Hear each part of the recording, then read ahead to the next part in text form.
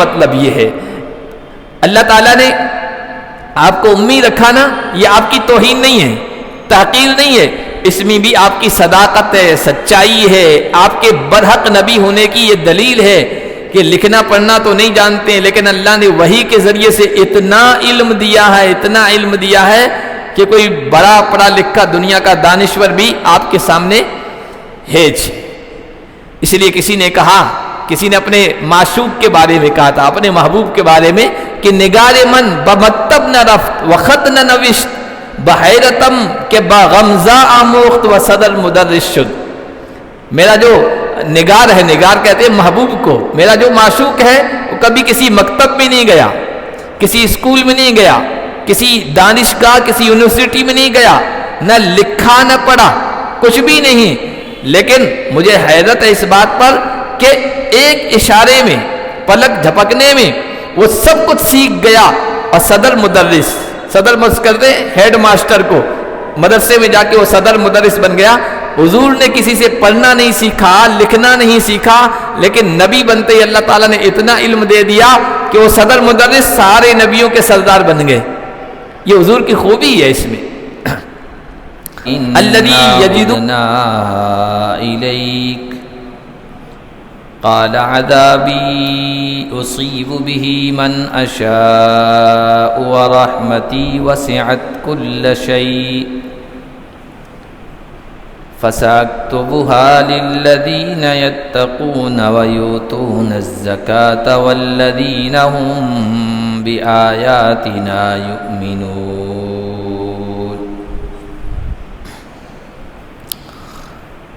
آج کے درس کا آغاز ہم اللہ کے فضل و کرم سے سورۃ الاعراف کی آیت نمبر 156 سے کر رہے ہیں۔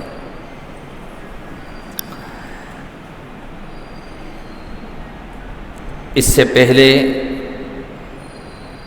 کئی درسوں میں آپ سن چکے ہیں کہ حضرت موسیٰ علیہ السلام اور ان کی قوم بنی اسرائیل کا قصہ چل رہا ہے۔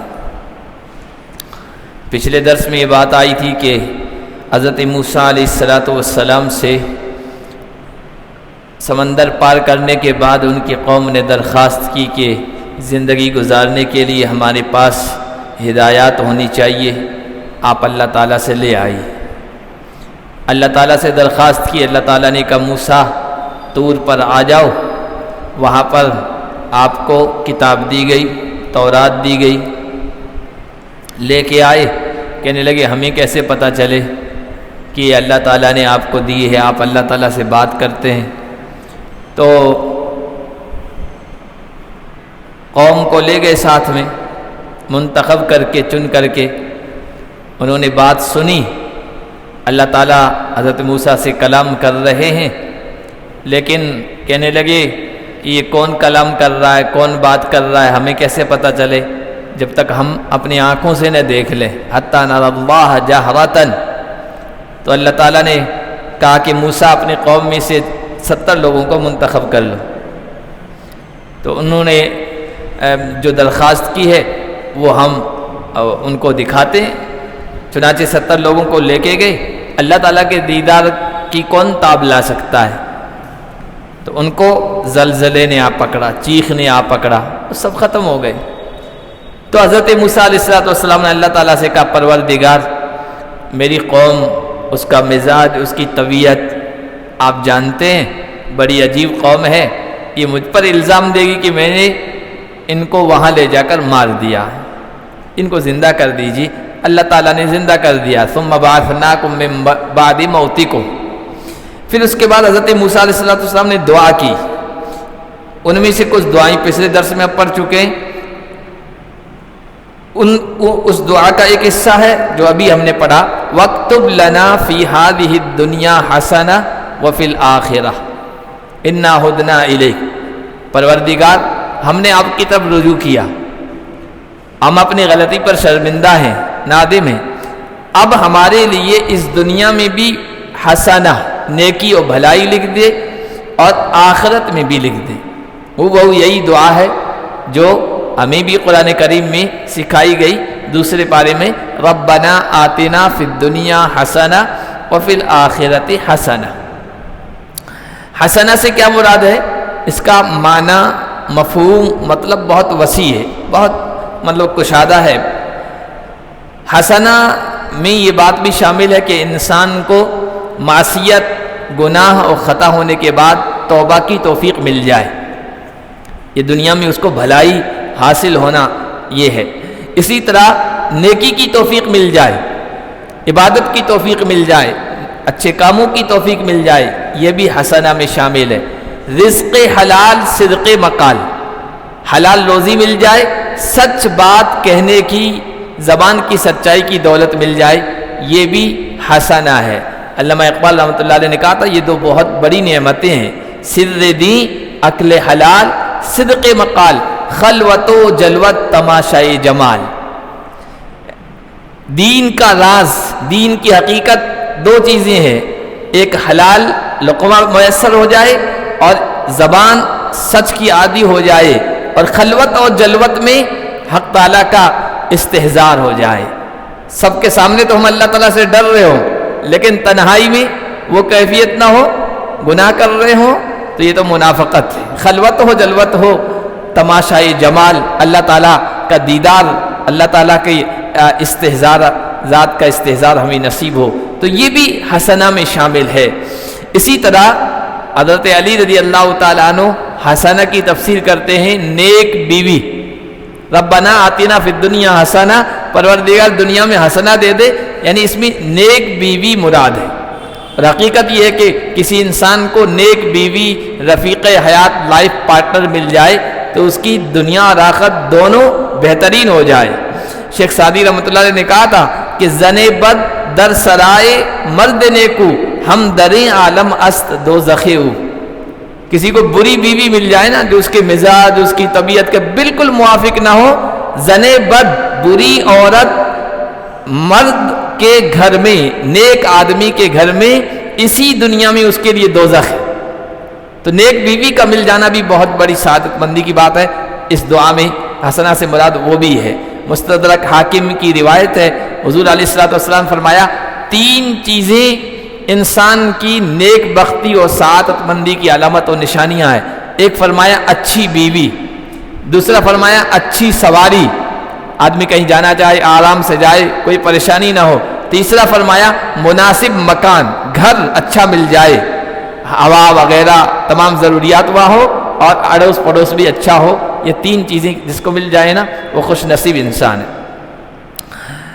ہاں، تو فرمایا اس دنیا میں بھی حسنہ عطا فرما، آخرت میں بھی۔ ہم نے آپ کی طرف رجوع کیا ہے۔ اللہ تعالیٰ نے اس کے جواب میں کہا عذابی اصیب بہ من اشاء، اے موسیٰ میرا عذاب میں جسے چاہوں گا اس میں مبتلا کروں گا۔ اور اللہ تعالیٰ ایسے ہی کسی کو مبتلا نہیں کرتا ہے، جو اس کا مستحق ہوتا ہے اسی کو کرتا ہے۔ جو بدبختی کے اسباب اختیار کرتا ہے اللہ کے عذاب کا شکار ہوتا ہے۔ اور میری رحمت تو ہر چیز پر چھائی ہوئی ہے، غالب ہے۔ اللہ کی رحمت اللہ کے غضب پر، غصے پر، عذاب پر غالب ہے۔ اور اللہ کی رحمت ہر چیز پر چھائی ہوئی کس طرح ہے؟ اس سے پہلے شاید درس میں آیا تھا، اللہ تعالیٰ نے اس دنیا میں بھی ایک آدمی دوسرے آدمی پر رحمت شفقت کا معاملہ کرتا ہے، جانور ایک دوسرے پر بلکہ اپنے بچوں پر شفقت کا معاملہ کرتے ہیں، چھوٹے بچے ہوتے ابھی پیدا ہوئے ہیں، جانور بھی اس پر پیر نہیں رکھتا ہے، یہ شفقت کا معاملہ ہو رہا ہے، تو یہ اللہ کی رحمت کا اثر ہے۔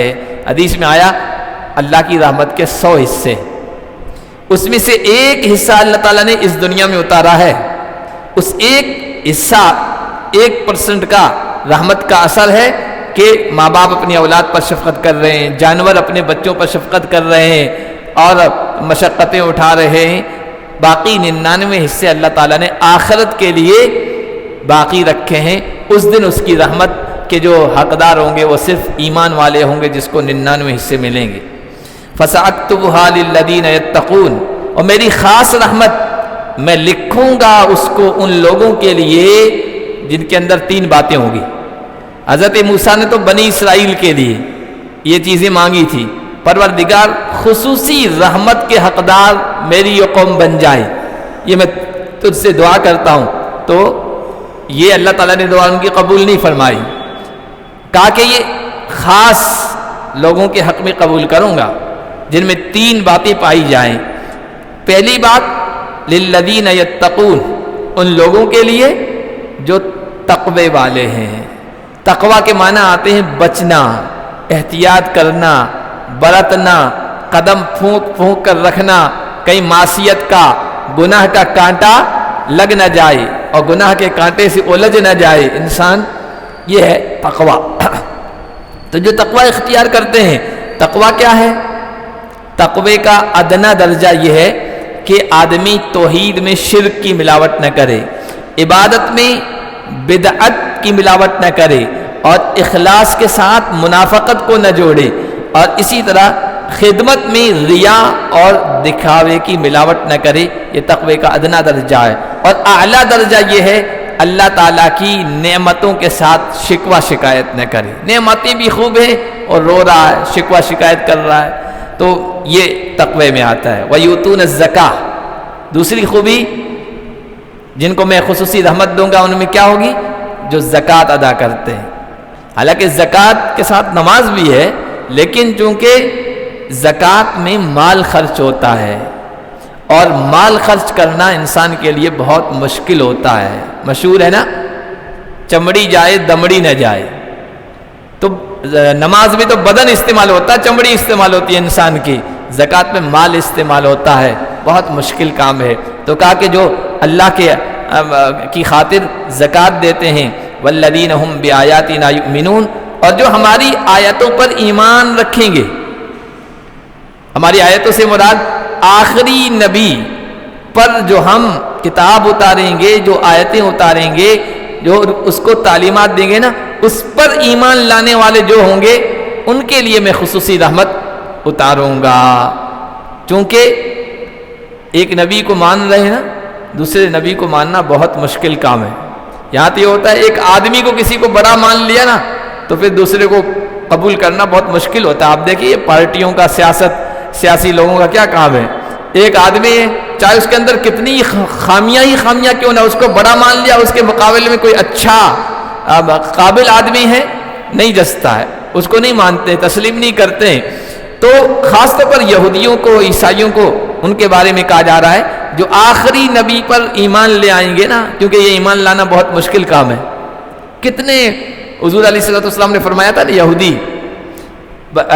مدینہ کے آس پاس 10 بڑے یہودی عالم ہیں، اگر وہ مجھے مان لے، مجھ پر ایمان لے آئے نا، ساری یہودی قوم ایمان لے آئے، لیکن نہیں لے آئے۔ ان میں سے 1-2 جو تھے عالم بڑے، عبداللہ ابن السلام وغیرہ، وہ ایمان لے آئے تھے۔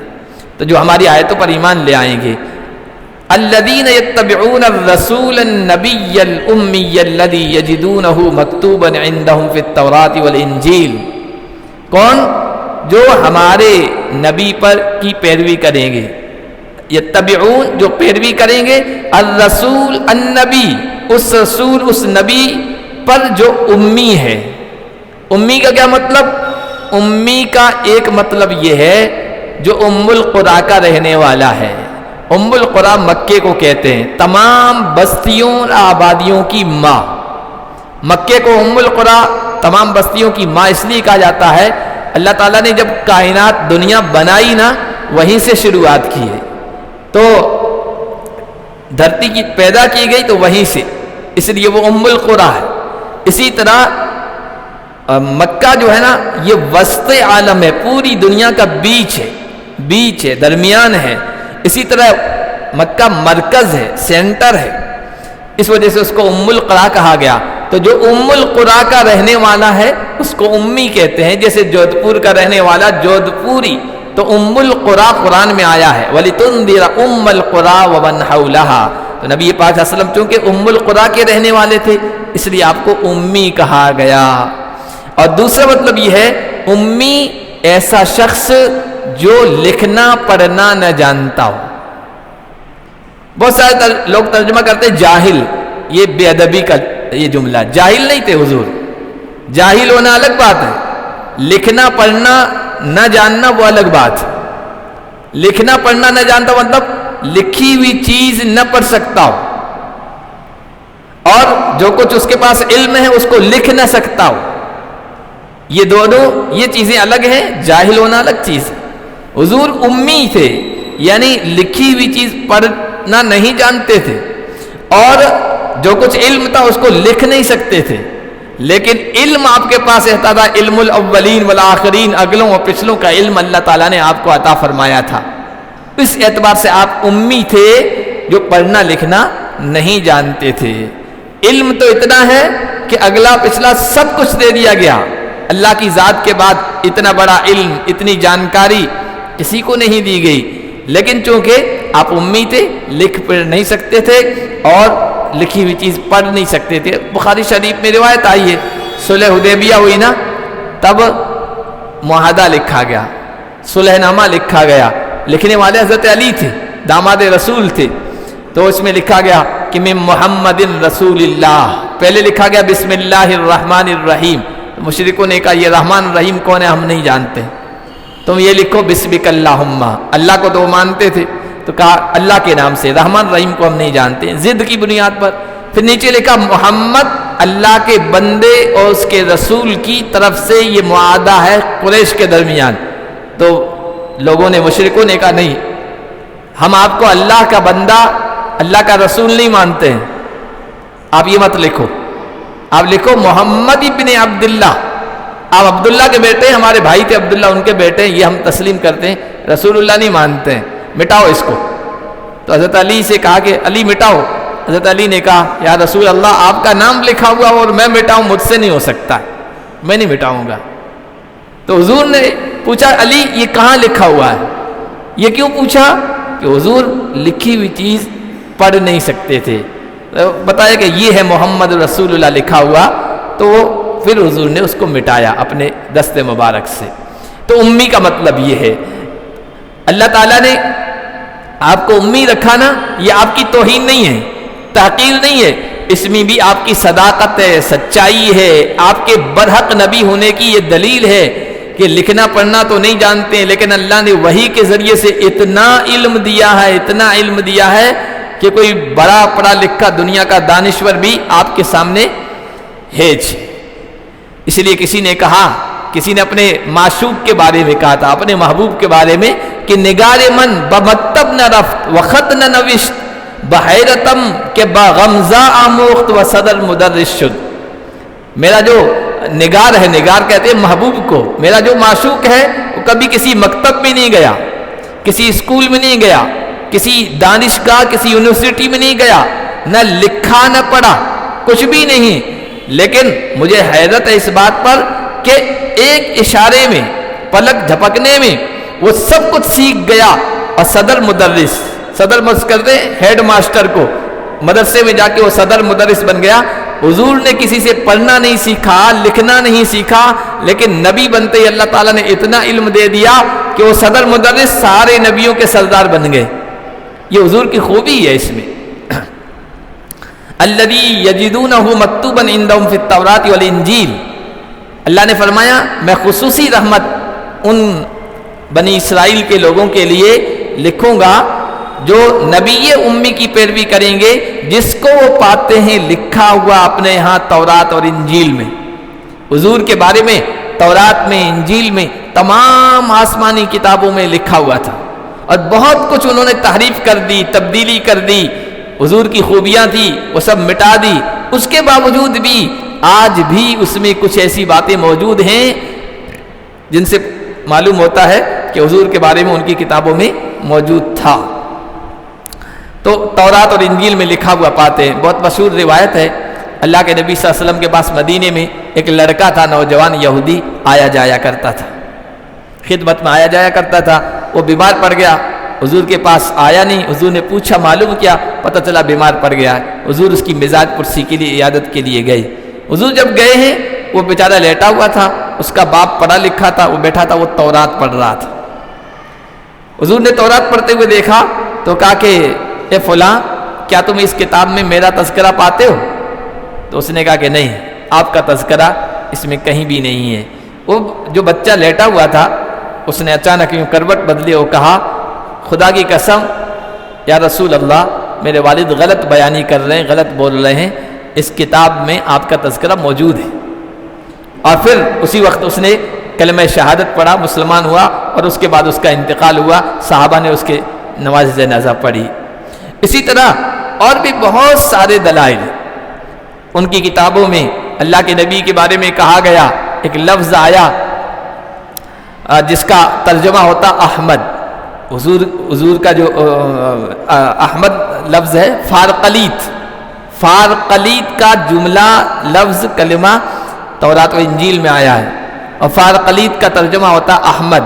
اور 28ویں پارے میں اللہ کے نبی صلی اللہ علیہ وسلم کے بارے میں حضرت عیسیٰ کا قول نقل ہوا، عیسیٰ نے اپنی قوم سے کہا میں اللہ کا رسول ہوں، تمہارے پاس آیا ہوں پہلی کتابوں کی تصدیق کرنے کے لیے، اور مبشرم برسول یاتی من بعدی اسمہ احمد، میں خوشخبری سنانے کے لیے آیا ہوں ایک رسول کی جو میرے بعد آئے گا جس کا نام احمد ہوگا۔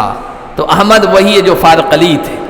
ایک ہندی کتاب ہے یہاں ہمارے برادر وطن میں سے کسی نے لکھی ہے، کالکی اوتار، کالکی اوتار بہت مشہور ہے۔ کالکی اوتار جو ان کی کتابوں میں آیا ویدوں وغیرہ میں، انہوں نے یہ ثابت کیا ہے یہ کالکی اوتار کوئی اور نہیں ہے، انتم رشی منی، انتم نبی خاتم، ہم جسے کہتے ہیں خاتم النبیین، یہ محمد مراد ہے۔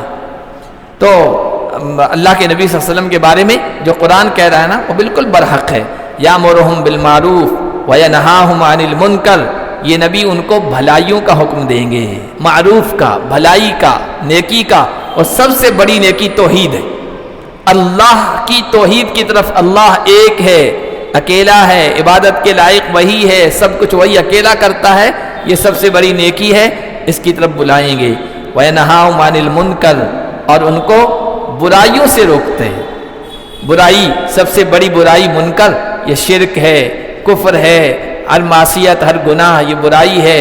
اس کے بعد چوری، ڈاکہ زنی، زناکاری، بدکاری، لوٹ مار، اور قطع رحمی، رشتہ داروں کے ساتھ غلط سلوک کرنا، رشتے کو توڑنا، منافقت، یہ سب منکرات میں آئیں گے، نبی اس سے روکتا ہے۔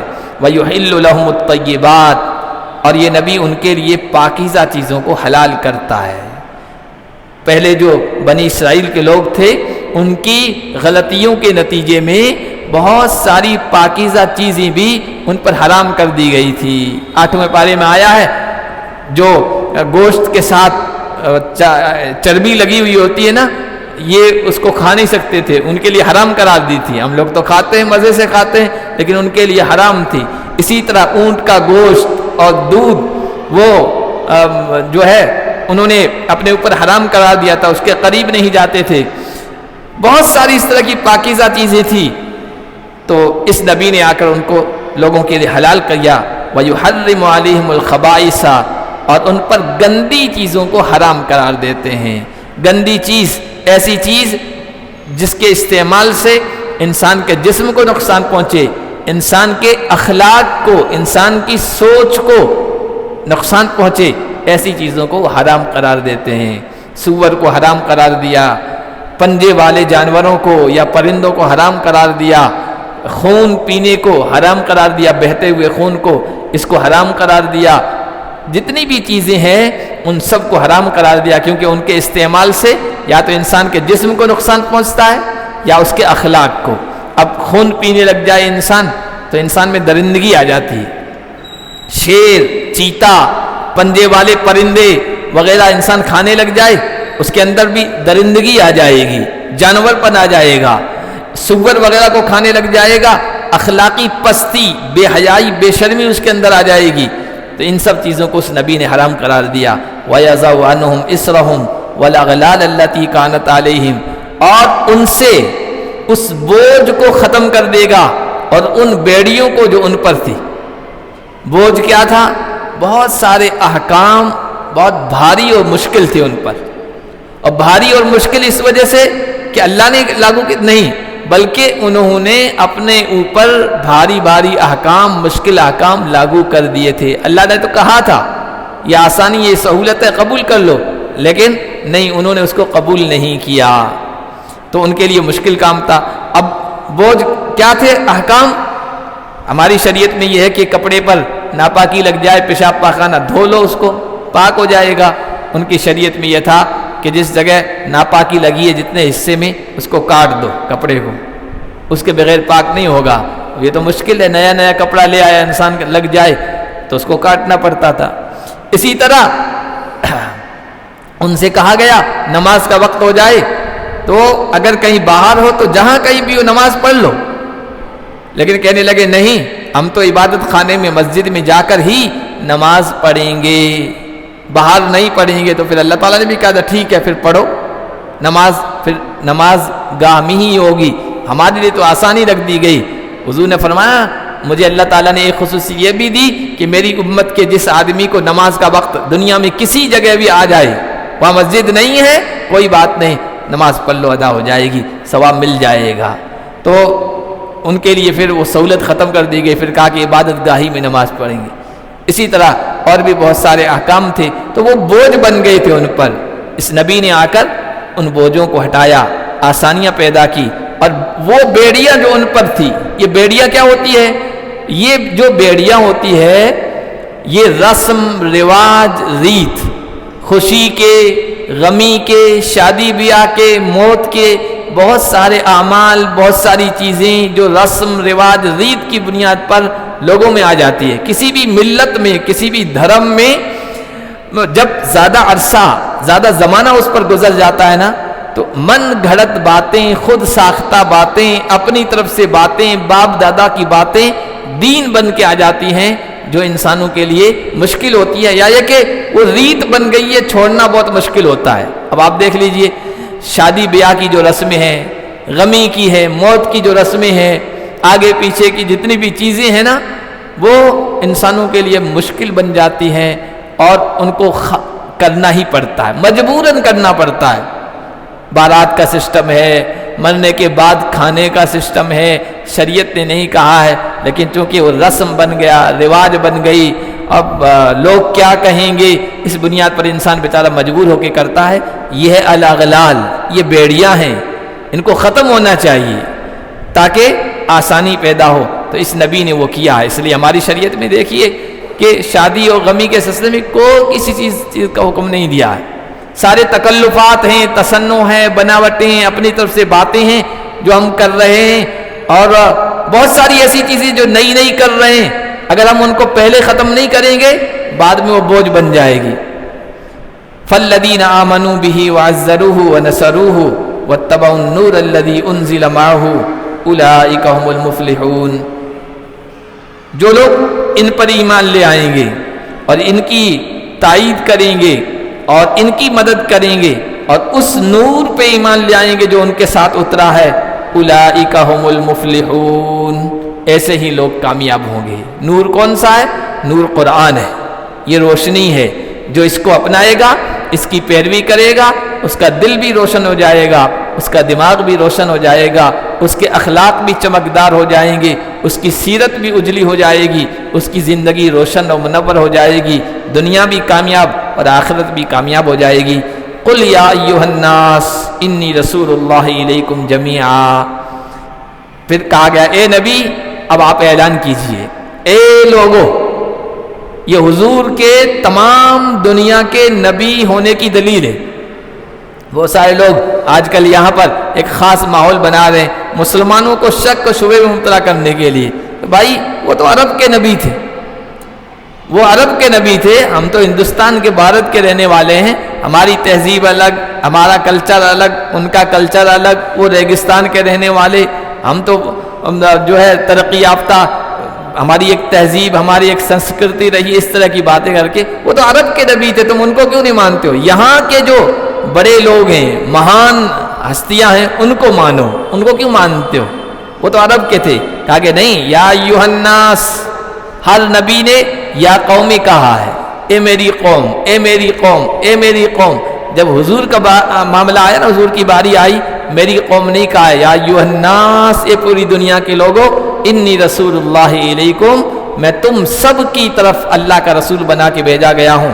اس اللہ کی طرف سے زمین و آسمان کی بادشاہت جس کے قبضے میں ہے، اس کے علاوہ کوئی معبود نہیں. یحیی و یمیت، اس کی طرف سے نبی آتے رہے اور جاتے رہے. وہ پیدا کرتا رہا، جلاتا رہا اور مارتا رہا، یحیی و یمیت، زندہ کرتا ہے جو مارتا ہے، فآمنوا باللہ، لہذا اس نبی پر ایمان لے آؤ، اور اس رسول پر جو نبی امی ہے، جو اللہ پر ایمان رکھتا ہے، اس کے کلمات پر، اس کے کلمات سے مراد تمام آسمانی کتابوں پر، واتبعوہ، اور اس نبی کی پیروی کرو، اس کی بات کو مانو، اس نے جو کام کیا ہے وہ کرو، جن کاموں سے وہ بچے ہیں تم بچو، لعلکم تہتدون، تاکہ تم ہدایت یافتہ ہو جاؤ۔ ومن قوم موسیٰ امۃ یہدون بالحق وبہ یعدلون، چونکہ بنی اسرائیل کی برائیاں ہی برائیاں بیان ہو رہی ہے، جب کسی قوم کی برادری کی برائیاں بیان ہو نا تو لوگ یہ سمجھتے ہیں ساری برادری ایسی ہے۔ قرآن یہ ذہن نہیں بناتا ہے، قرآن یہ سوچ نہیں بناتا ہے، قرآن نے کہا موسیٰ کی قوم یعنی بنی اسرائیل میں امتن، کچھ لوگ ایسے ہیں جو حق بات کی رہنمائی کرتے ہیں اور اسی کو تسلیم کرتے ہیں، اسی کو برابر مانتے ہیں۔ ان میں بھی اچھے لوگ تھے جنہوں نے اللہ کے نبی صلی اللہ علیہ وسلم کو پیغمبر مانا، جیسے عبداللہ ابن سلام، بڑے یہودی عالم تھے لیکن ایمان لے آئے۔ اس کے علاوہ کئی لوگ تھے اور ہر زمانے میں رہے، یہودیوں میں بھی کچھ لوگ ایسے ہیں آج بھی جو پہلے یہودی تھے اب مسلمان ہو گئے اور بڑا اچھا کام کر رہے ہیں، عیسائیوں میں بھی ایسے ہیں، لیکن اکثریت ان کی ایسی ہے، وَأَكْثَرُكُمْ فَاسِقُونَ، نافرمان رہی ہے۔ یہودی تو اہل اسلام کے خلاف اندر سازشیں کرتے ہیں، اور عیسائی جو ہے نا طاقت کے بلبوتے پر مسلمانوں کو ختم کرنے کی کوشش کرتے رہے ہیں اور آج بھی کر رہے ہیں۔ لیکن قرآن کہتا ہے ان میں بھی کچھ اچھے لوگ ہیں جو حق بات کی رہنمائی کرتے ہیں، صحیح راستہ بتاتے ہیں اور سچ بات کو قبول کرتے ہیں۔